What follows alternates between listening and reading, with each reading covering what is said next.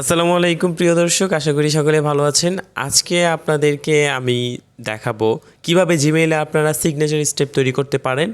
তো সেই জন্য আপনাকে জিমেইলে লগ ইন করতে হবে প্রথমে, তারপর সেটিংসে যেতে হবে, তারপর সি অল সেটিংস। এখান থেকে আপনারা নিচের দিকে চলে যাবেন। নিচের দিকে যাওয়ার পর আপনারা এখানে দেখতে পাবেন সিগনেচার নামে একটি স্টেপ রয়েছে। তারপর আমরা দেব ক্রিয়েট নিউ। যারা এখনও বুঝতে পারছেন না আসলে সিগনেচার স্টেপটা কি, তাদেরকে আমি বলবো অবশ্যই আপনারা ধৈর্য সহকারে সম্পূর্ণ ভিডিওটি দেখুন, তাহলে আপনারা বুঝতে পারবেন সিগনেচার স্টেপটা আসলে কি এবং জিমেলের ক্ষেত্রে আপনাকে কেন শো করবে সিগনেচার স্টেপ। আপনি একজন প্রফেশনাল পারসন।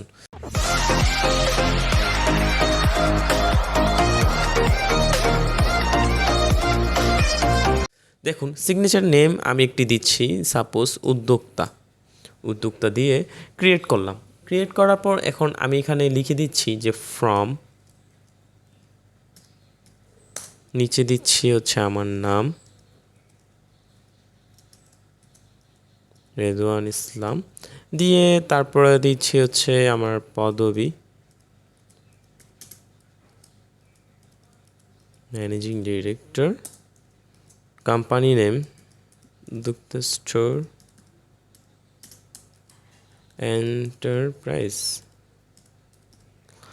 তো দেওয়ার পর আমি আমার নামটি বোল্ড করে দিই, it will look so beautiful.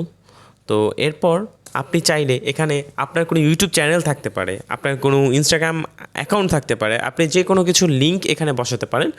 তো আমি এখানে কি করব, উদ্যোক্তা স্টোর এন্টারপ্রাইজ এই যে লেখাটা, এই লেখাটার উপরে আমি আমার ওয়েবসাইটের লিঙ্ক বসাতে চাই।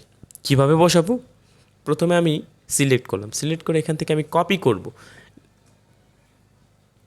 লেখাটা কপি করার পর নিচের দিকে লিঙ্ক একটি অপশন রয়েছে, যে লিঙ্ক, এখানে আমরা ক্লিক করব। ক্লিক করার পর আমি টেক্সট টু ডিসপ্লেতে যাব, এখানে পেস্ট করে দিব। তারপর আমার যে ওয়েব অ্যাড্রেসটি রয়েছে আমি সেটি এখানে লিখে দিচ্ছি, .uddokta-store.com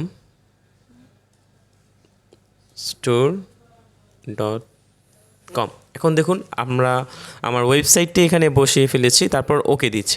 এখন দেখুন এই ওয়ার্ডটি উদ্যোক্তা স্টোর এন্টারপ্রাইজ, এই ওয়ার্ডটি কিন্তু ব্লু হয়ে গিয়েছে। তার কারণ হচ্ছে এখানে লিঙ্ক বসানো হয়ে গিয়েছে। পরবর্তীতে আপনাকে আমি দেখাবো এই লিঙ্কটি কেন বা কিভাবে কাজে লাগছে। ঠিক আছে, এখন আমি এখানে আরেকটা জিনিস বসাতে চাই, সেটি হচ্ছে আমি আমার কোম্পানির লোগো বসাতে চাই। সেই ক্ষেত্রে আমি যেটা করবো, ফটোসে ক্লিক করব, ইনসার্ট ইমেজে।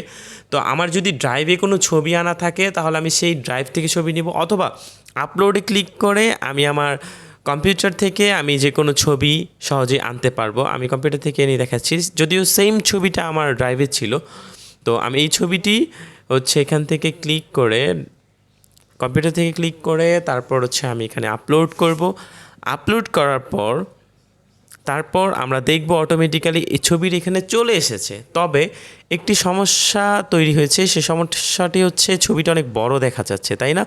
যে সামঞ্জস্য লাগছে না। তো আমি একটু নিচের দিকে যে ছবিতে ক্লিক করব, ছবিতে ক্লিক করার পর তিনটা অপশন আসছে, স্মল, মিডিয়াম, লার্জ। আমি স্মলে ক্লিক করব। স্মলে ক্লিক করার পর এটি লোগো আকারে চলে আসবে, এই দেখুন, দেখতে খুব সুন্দর লাগছে। এরপর আমি যে অপশনটি করব সেটি হচ্ছে অল্প একটু নিচের দিকে দেখুন, সিগনেচার ডিফল্টস।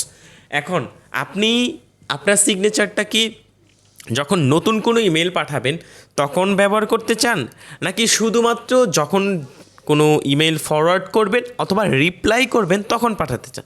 এখন আমি চাচ্ছি আমি যখনই কোনো ইমেল পাঠাবো, রিপ্লাই করি বা নতুন ইমেলে দিই, যখনই দিই এই ইমেইলের সিগনেচার ব্যবহার করতে চাচ্ছি। তো সেই ক্ষেত্রে আমি নিউ ইমেলের ক্ষেত্রে এই যে উদ্যোক্তা নামে সেভ করেছি সেটা আমি সেভ করলাম। তারপর এখানে এই যে এটা রিপ্লাইয়ের ক্ষেত্রেও আমি উদ্যোক্তাকে সেভ করলাম। তারপর নিচের দিকে যাব, যে আমরা সেভ চেঞ্জেসে ক্লিক করব। যখন আমরা সেভ চেঞ্জেসে ক্লিক করব আমরা একটু কম্পোজ ইমেইলে যাই। কম্পোজ ইমেইলে গেলে দেখুন অটোমেটিক্যালি চলে এসেছে এখানে সুন্দরভাবে আপনার সেই সিগনেচার স্টেপ।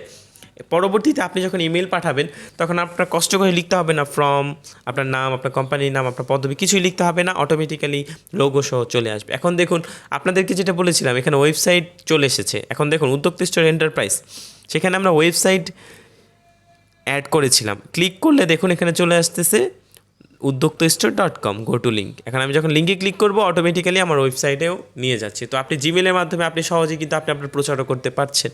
তো it will be helpful for you guys. So আজকের মতো এই পর্যন্তই। আশা করি সামনের ভিডিওর জন্য আপনারা কমেন্ট করবেন যেন আপনাদেরকে আরও নতুন নতুন অনেক ভিডিও দিতে পারি, এবং আপনাদের কোনো সমস্যা থাকলে আপনারা সেটাও কমেন্ট বক্সে জানাতে পারেন। আমি চেষ্টা করব সবসময় আপনাদের পাশে থেকে আপনাদের সমস্যার সমাধান দেওয়ার জন্য।